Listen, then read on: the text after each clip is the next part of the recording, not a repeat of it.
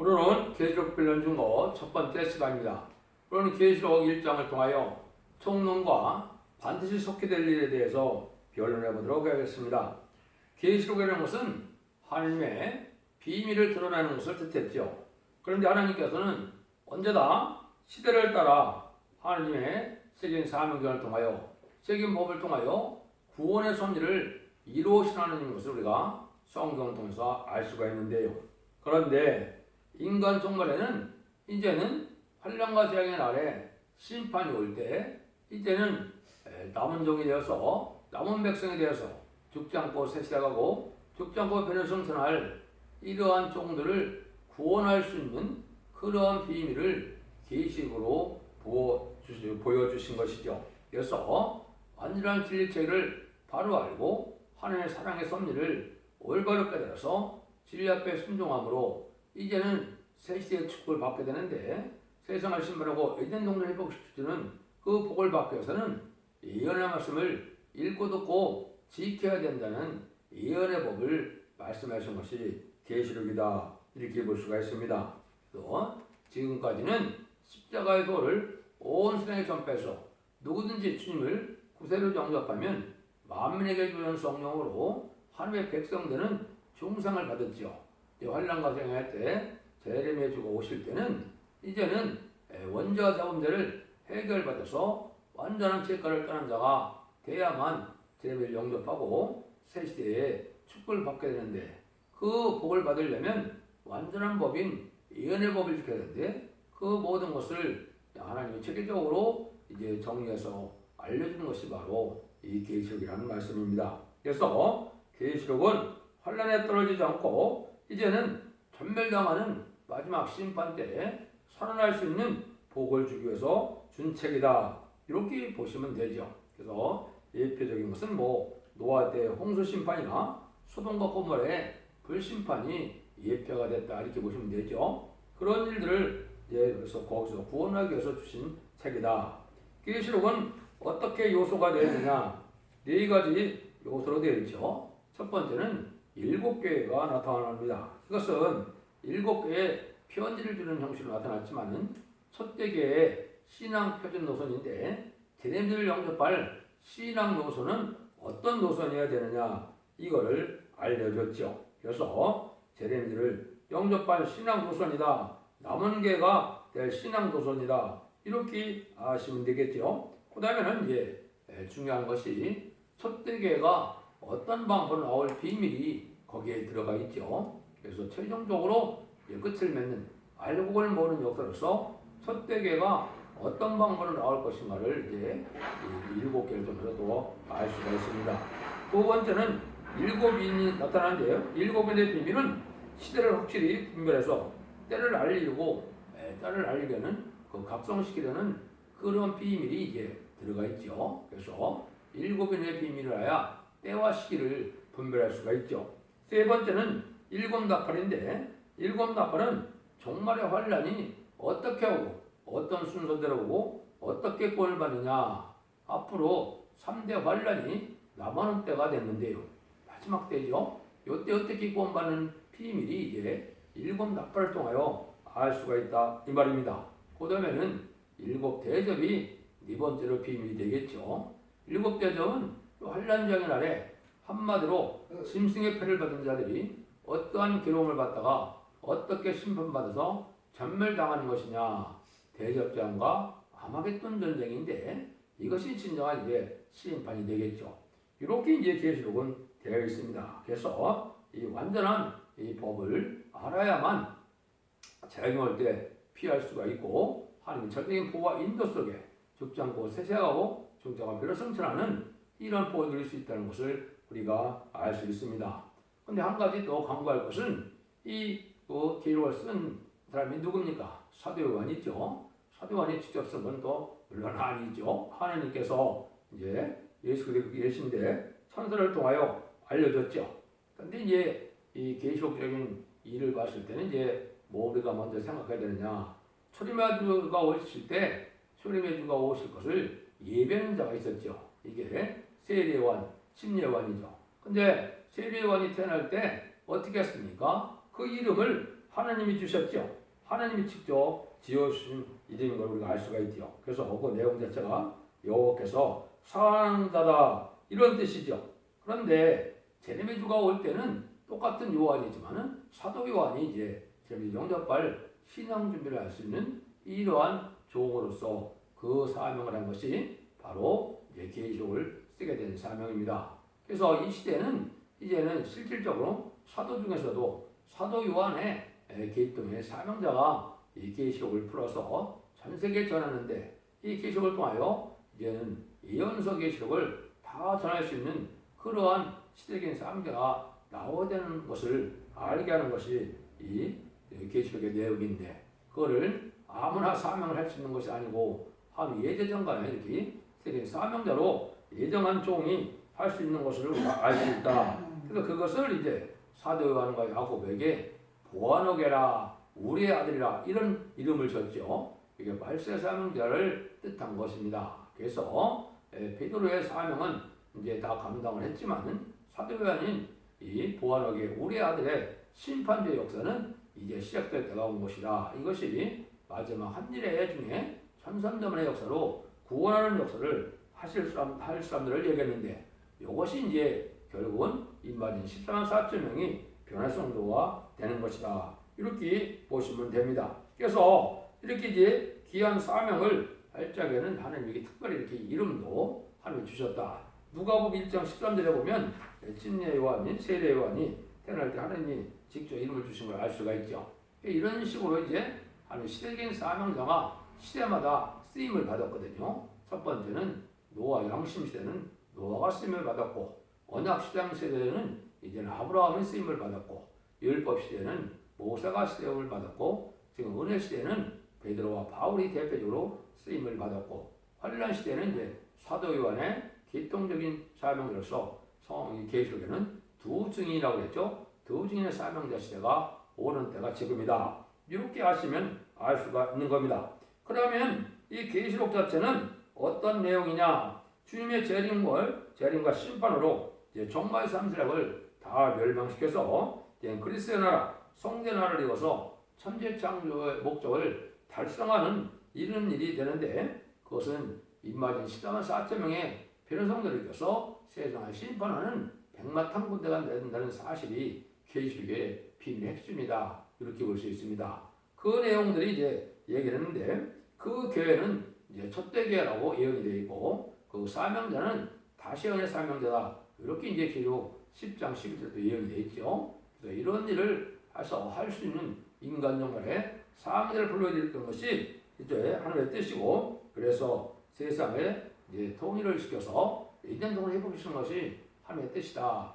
그 일을 할 수 있는 구체적인 사명자와 그것을 이룰 수 있는 능력과 권세를 받은 종들의 역사를 또 알려준 것이다. 이렇게 볼 수 있죠. 그래서 계시록은 이렇게 완전한 하나님의 약속인 동시에 완전 역사로, 완전한 법으로, 완전한 변호로 이제는 아담과 하와가 졌던 마귀력을 능히 이겨서 정말 사람들을 심판하고 세시를 이루는 그 비밀이 이 계시록에 있다. 그러니까 이 계시록은 하나님의 비밀이기 때문에 인간의 머리로 알 수 있는가요? 알 수 없죠. 그래서 인간의 지식으로, 인간의 어떤 문자적으로, 그렇지 않으면 학문적으로, 신학적으로 이 계시록을 풀려야 하는 것은 불가능한 일입니다. 한 명도 거기에 이를 수 있는 자가 나올 수 없죠. 그래서 11장 1절에 지혜평 같은 갈대를 지은 종이어야 되는데 이게 진리의 신분의 다름질이거든요. 이 종만이 이 계시록을 해석할 수 있다는 사실을 여러분이 아셔야 이 하나님의 법을 올바로 깨달을 수가 있으니까 그 이외의 것은 어떤 이론과 그럴듯한 내용으로 한다도 맞아들일 수가 없고 그거로는 이기는 자가 될 수도 없고 진리를 영접할 신앙준비도 할 수 없다는 사실을 또한 분명히 아셔야 됩니다. 하나님은 법이 엄중한 법이기 때문에 그 시대에는 한 사람만만 하나님이 완전하게 들어쓰는 것을 역사적으로 아까 말씀드린 것처럼 적인 사명자를 들어쓰는 것을 우리가 알 수 있다는 말입니다. 가장 최근의 예표가 누구냐? 그것이 바로 사도 바울이 에베소 3장 1절 4절에 보면 그리스도의 비밀을 전하는 사명은 사도 바울이다 이 말입니다. 사도 바울이 가장 열심히 하나님 앞에 쓰임받은 그리스도의 비밀을 전하는 사명이었는데 이제는 계시록은 하나님의 비밀을 전하는 사명이다.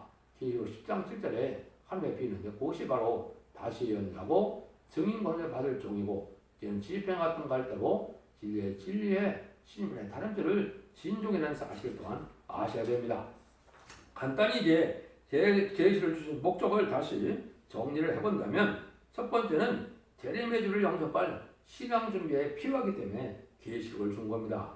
지금 2000년의 기독교 역사상에는 계시록을 몰라도 주님을 구세로 영접하면 중생받아서 영권 받는 것은 별 문제가 없었죠. 근데 마지막 환란 재림날에는 이 계시록을 모르면 이제 변화성찰할 몸도 되지 않고 재림들을 영접할 신앙 준비를 할 수 있다는 사실을 아셔야 됩니다. 왜냐하면 지금까지는 자범죄만 해결받아서 이제는 영혼권만의 시대지만 이 재림제가 오실 때는 영혼간의 구원을 받으려면 원자 자범죄를 다 해결받아야 되기 때문에 일반 그러한 십자가 도를 가지고는 되지 않고 예언의 법, 야곱의 도라는 이 예언서 계시록을 반드시 깨달아야 그런 일을 할 수 있다 이 말입니다. 그래서 그것을 어떻게 하나님이 이제 어떤 종을 입고 어떤 인격을 이루어서 어떤 방법으로 승리하게 하는 재림을 영접하게 하는 그 비밀이 계시록에 나오는 것이고 그 구체적인 내용들이 예언서에 나와 있는데 예언서는 가지고는 또 때를 알지 못하니까 언제 어떻게 응할지 모르거든요. 그래서 시간에 타임 스케줄적으로 하나님의 완전한 조직적인 체계를 가지고 쓰는 것이 바로 계시록이기 때문에 계시록을 알지 못하면 선지서를 정확히 알 수 없고 선지서를 알지 못하면 또 계시록을 완전히 알 수가 없게끔 되어 있다. 이것이 하나님의 방법이다. 이렇게 볼 수 있죠. 두 번째는 이제 하나님의 뜻을 이루기 위해서는 아까도 말씀드린 것처럼 계시록 10장 12절에 다시 예언자가 반드시 나와야 된다 이 말입니다. 쓴실의 것처럼 나오는 다시 예언자가 이 하나님의 비밀을 이 온 세상에 알리는 일을 한다. 이거는 전선전만에 진리의 심판의 자비를 전할 종이 나와야 된다. 이것은 인간이 원하고 구한다고 노력한다고 되는 것이 아니고 하나님의 예제정간에 택한 종으로서 하나님이 들어쓰는 종이어야 되고 그것은 하늘로부터 오는 완전 영감을 받아야만 완전면에 이룰 수가 있고 완전면에 이루어야만 마귀 참소를 이겨서 읽고 듣고 지키는 자가 돼서 이제는 피방할 심정으로 이기는 자처럼 이기는 자의 반열에 들어간다 이 말입니다.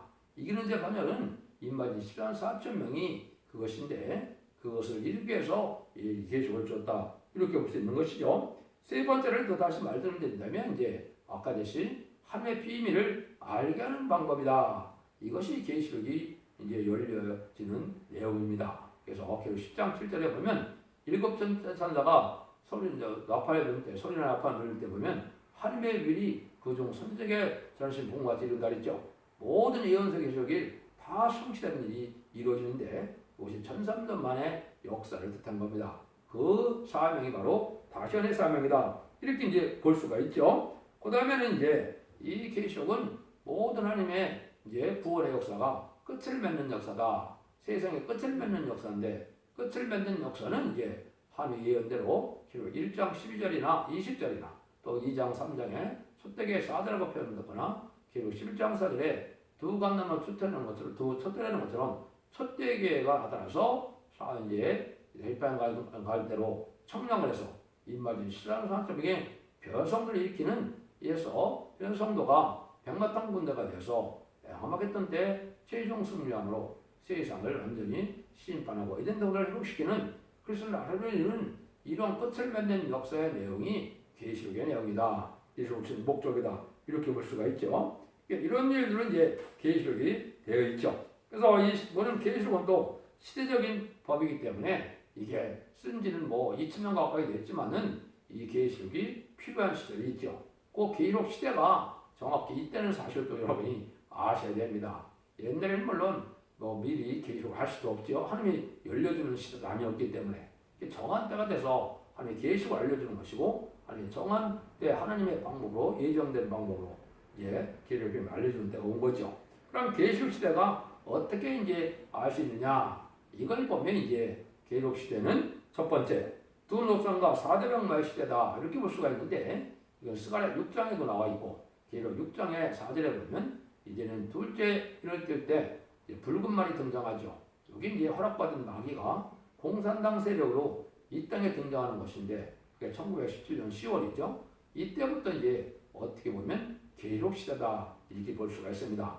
백마는 복음제로서 복음제는 물론 예수님 십자가에 돌아가시고 난 다음에 마가다락방부터 시작이 됐지만은 복음적인 이 왕복권들의 시대, 제일 영접할 시대는 아니거든요. 그러니까 그것은 이제 왕국과의 사명자가 말세의 사명자가 나타나는 20세기 후반, 21세기 초와 이게 이제 본격적인 백마 운동은 왕국권의 운동으로 나타난 거기 때문에 그렇게 볼 수 있지만은 마귀의 세력은 바로 20세기 초에 이렇게 나타난 것이 그때부터 계시록 시대다. 그래서 이런 복음주의가 나타나고 이제는 공산주의인 붉은 말이 나타나고 검은 말인 자본주의가 나타나고 협상주의인 이제는 청왕정말 시대가 된 것이 이게 마지막 때고 계시록 시대다 이렇게 보는데 청왕정말 시대가 나타나면 심판 때가 오는 건데 지금이 바로 그런 시대다 이렇게 볼 수가 있습니다.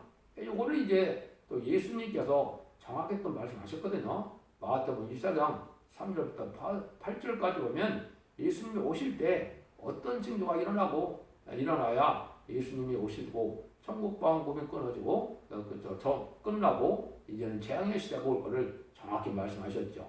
그게 이제 20세기에 일어날 일인데 난리와 난리 소문은 1차 세계대전이고 민족이 민족을 치는 일들은 이제는 한국의 유교 환란과 재침의 심판의 환란을 뜻하는 것이고 나라가 나라를 대적한다는 이것은 전 세계가 3분의 1의 공산화가 되는 1975년 4월 30일 베트남 전쟁이거든요.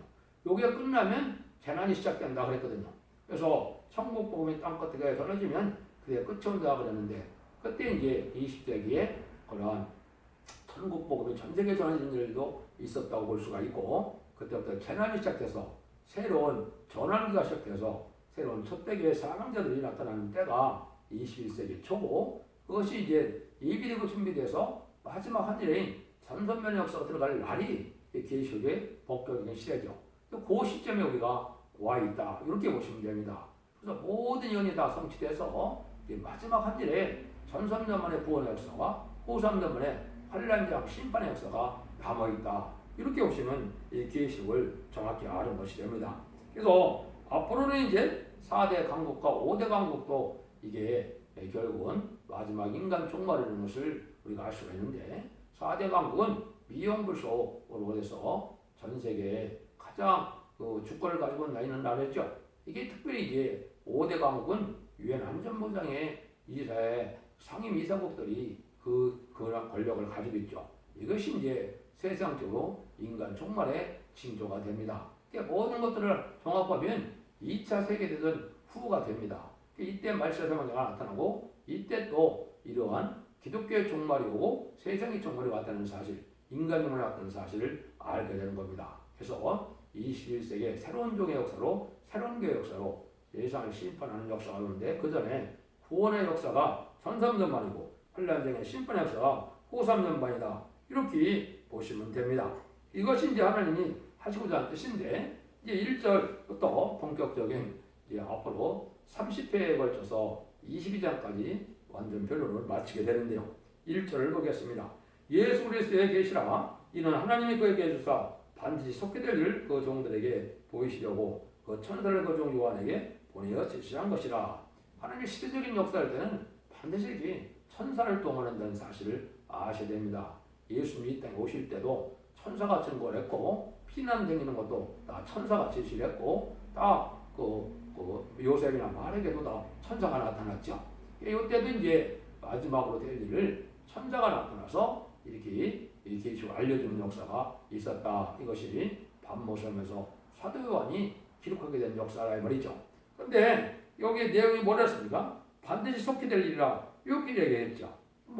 기록 전체가 때가 되면 다 반드시 속게 될 일이 전체인데 특별히 이제 역사 말하는 반드시 속게 될 일이 무엇인가를 좀 알아야 된다 이 말입니다. 그 내용이 이제 지금까지 제가 총론에서 설명드린 것처럼 그 내용이 되는데 다시 요약을 해드린다면 허락받은 마귀색이 나와야 될 것을 뜻했습니다. 그래서 이것은 데살로니가 후서 2장 3절에 4절에 보면 이게 정확히 사도 바울이 이걸 알았었어요. 그래서 누가 아무렇게 해도 너희가 미혹하지 말라. 먼저 배도하는 일이고 저 불법의 사람고 멸망의 들이 나타나게 되는 이르지 아니하리니 저는 대적하는 자라 보험사에 일컫는 하나님이나 숭배를 하는 자 위에 뛰어나 집중하여 하나님 성전에 앉아 자기를 보여 하나님이라 하느니라 그랬죠. 여기 이제 불법의 아들, 멸망의 아들이 나타난다 그랬죠.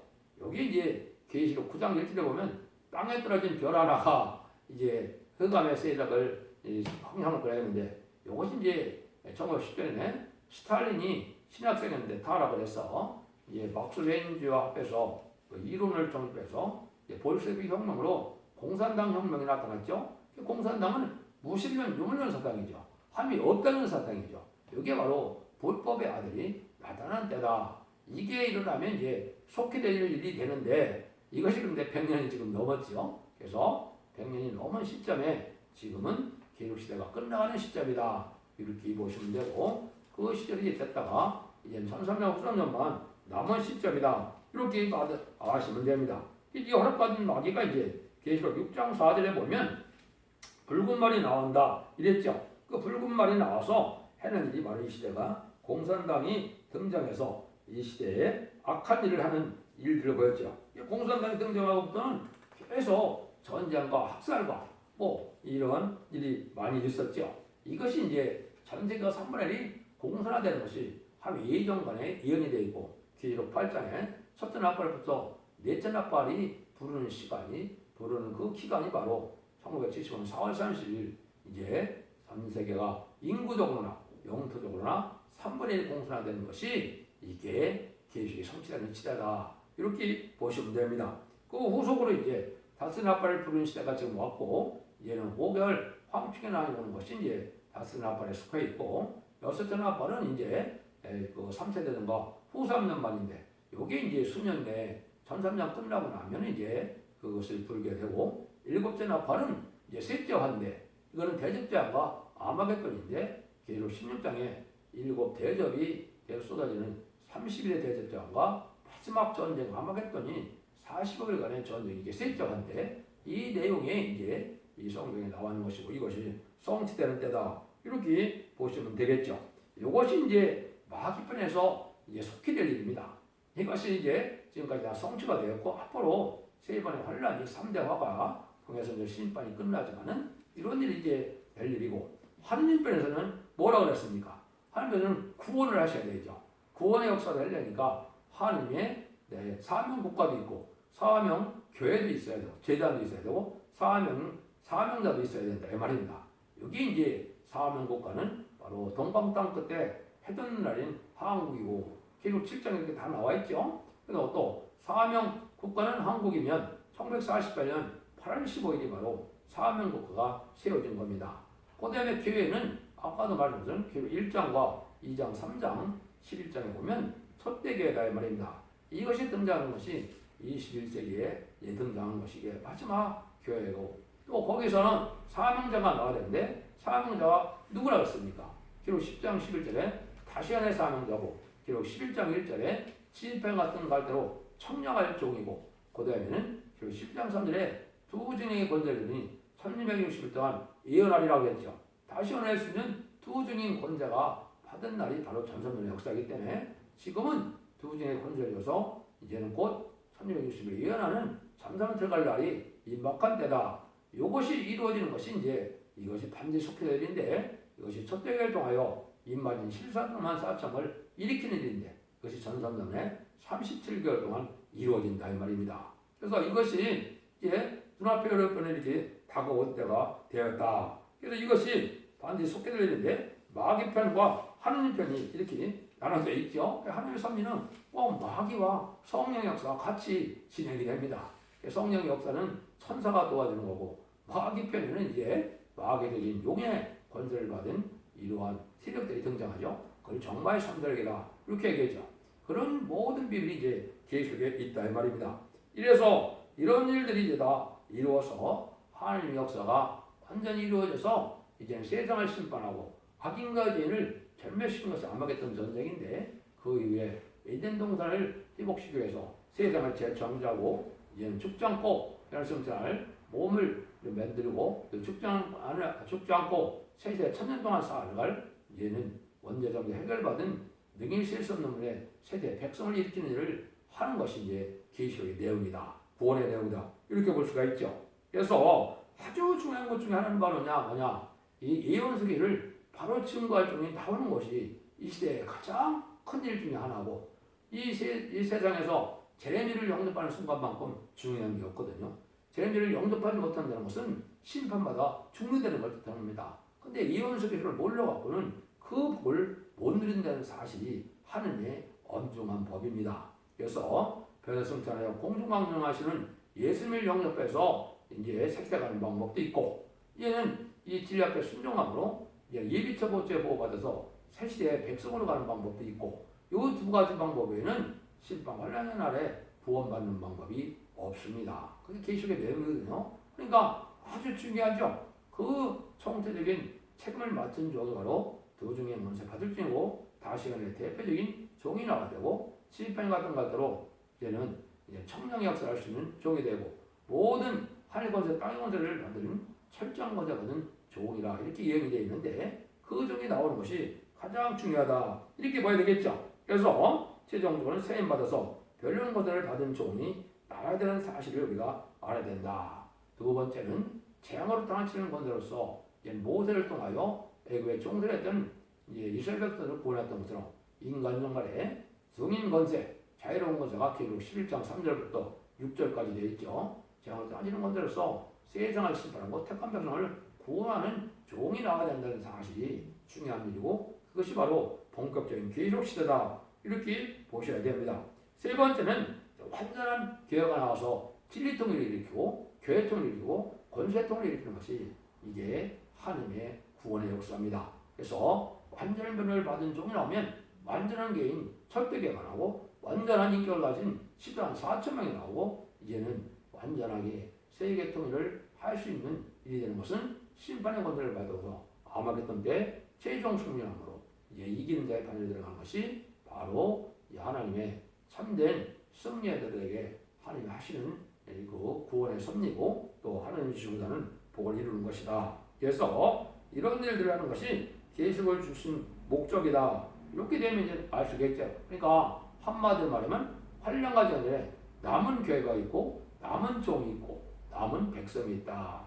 이것이 이제 심판과 상관없이 새 시대의 복을 받을 종들을 익히는 것이 하나님의 구원의 섭리고 그 사랑을 이루는 것이 바로 계시록이고 계시록과 예언서를 다 알게 하셔서 그 복을 마지막 자는 것이 시대적인 사명자고 그것이 천삼자만의 구원의 역사다. 앞으로 여러분들이 진리를 잘 분별하셔서 성령님께 도움을 구하시고 주님께 관가하시고 하나님 믿고 이제는 성령의 역사로 도움받아서 이제는 죽지 않고 세차가고 죽지 않고 변화승차는 복된 종들과 성령님이 다 되시기를 예수님으로 간절히 축원드립니다. 아멘.